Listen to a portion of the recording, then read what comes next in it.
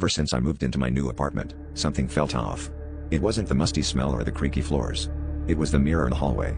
It seemed ordinary, yet whenever I caught my reflection out of the corner of my eye, it lingered just a moment too long. Initially, I brushed it off as fatigue or a trick of light, but deep down, I knew something was wrong. One evening, as I returned from work, the sensation became undeniable.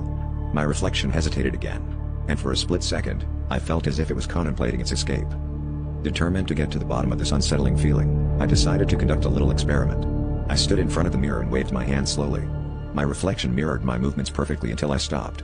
It continued to wave for a heartbeat longer than it should have. My heart raced, and I felt an icy chill crawl up my spine. Could it be that my reflection had a mind of its own? Desperate for answers, I scoured the internet for any mention of sentient reflections, but found nothing that could explain what I was experiencing.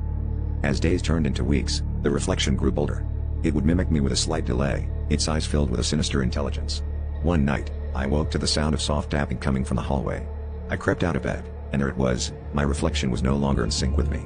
It watched me with a malevolent grin, tapping its fingers against the glass, as if testing the boundaries of its prison.